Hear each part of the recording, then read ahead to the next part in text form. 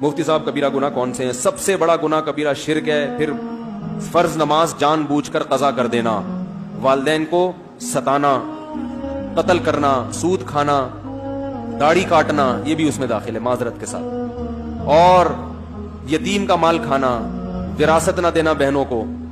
سمجھتے ہو کہ نہیں سمجھتے؟ یہ سب کیا ہیں؟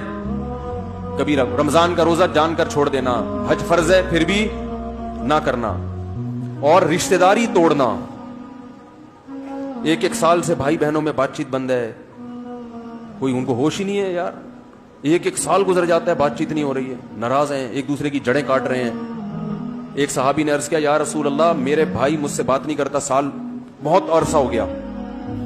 آپ نے فرمایا وہ اگر رشتہ داری توڑتا ہے تم جوڑنے کی کوشش کرو، یعنی غلطی اس بھائی کی تھی نا، آپ نے فرمایا پھر بھی تم جوڑو، فرمایا میں جوڑنے کی کوشش کرتا ہوں پھر بھی وہ رشتہ داری توڑتا ہے، پھر آپ نے فرمایا وہ اپنے لیے جہنم کی آگ کا ٹکڑا خرید رہا ہے، یعنی تمہارا فرض ادا ہو گیا، اب وہ اپنے لیے آگ کا انتظام کر رہا ہے۔ تو رشتہ داری توڑنا بھی کبیرہ گناہوں میں سے، بولو بھائی، ایک بڑا گناہ ہے۔ تو جب اور توڑنا جیسے گناہ ہے، جوڑنا ثواب بھی ہے، اور جڑتی کیسے ہے؟